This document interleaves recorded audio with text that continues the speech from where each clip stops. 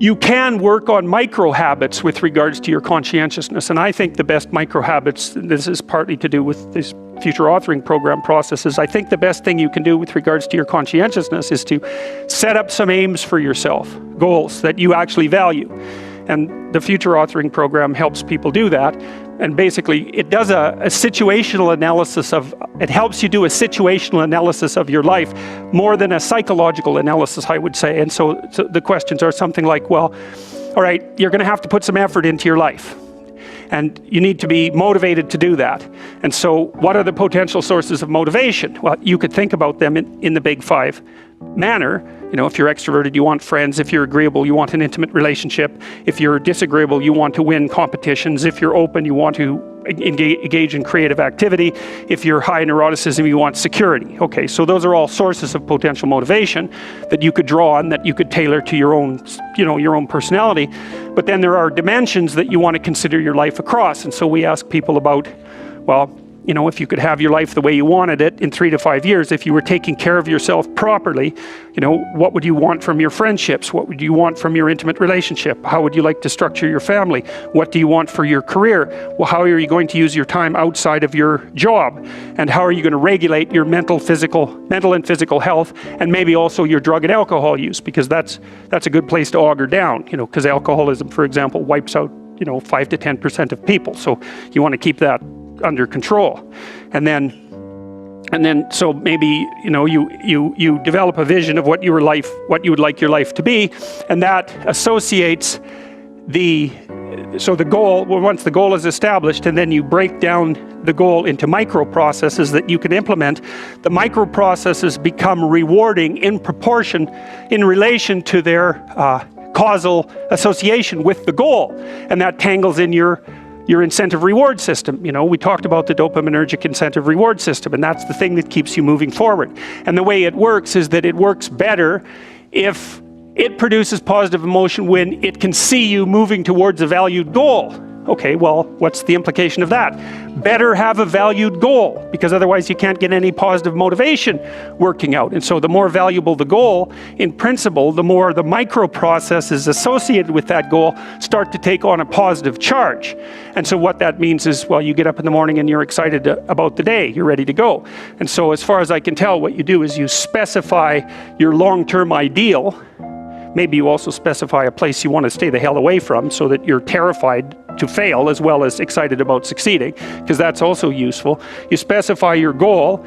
You do that in some sense as a unique individual. You want to specify goals that make you say, oh, if that could happen as a consequence of my efforts, it would clearly be worthwhile. Because the question always is, why do something? Because doing nothing is easy. You just sit there and you don't do anything. That's real easy. The question is, why would you ever do anything? And the answer to that has to be because you've determined by some means that it's worthwhile.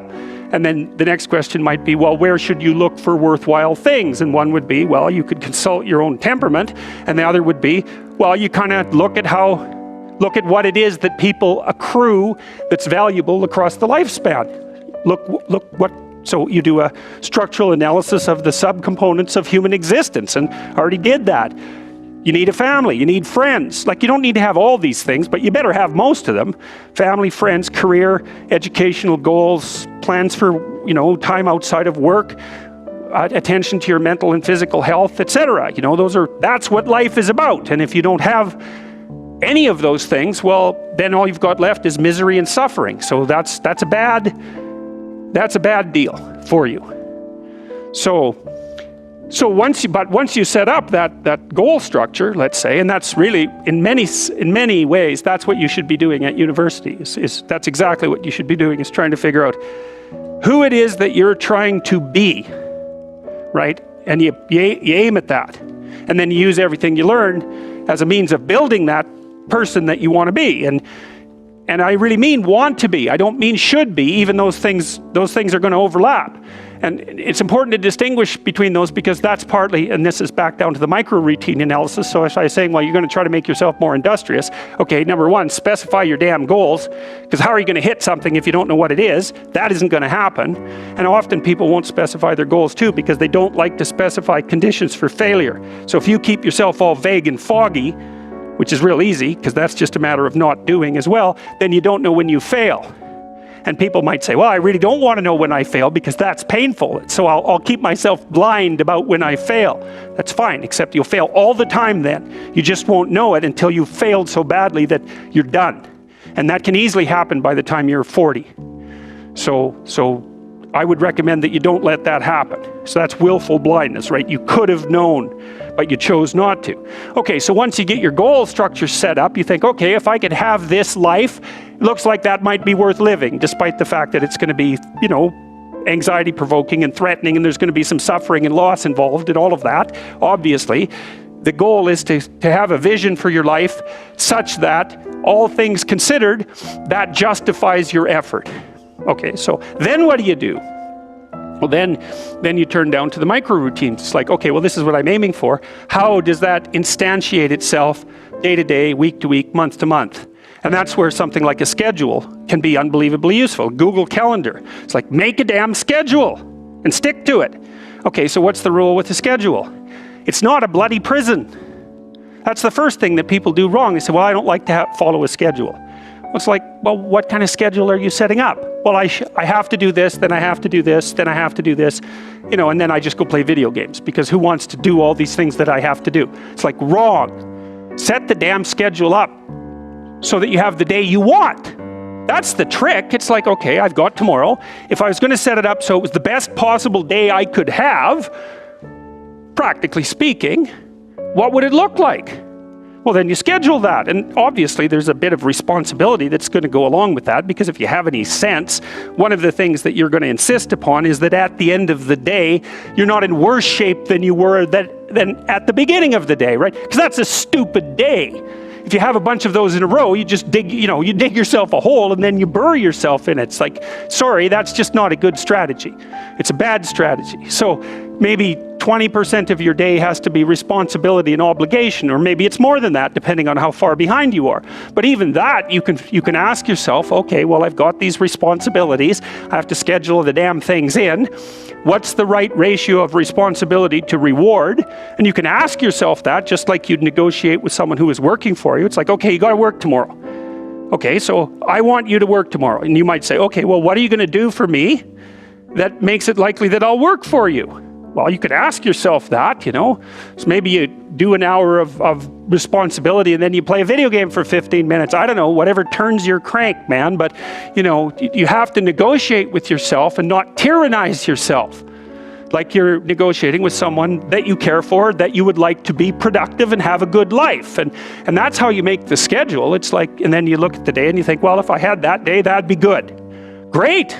And you're useless and horrible, so you'll probably only hit it with about 70% accuracy, but that beats the hell out of 0, right? And if you hit it even with 50% accuracy, another rule is, well, aim for 51% the next week, or 50.5% for God's sake, or because you're going to hit that position where things start to loop back positively and spiral you upward.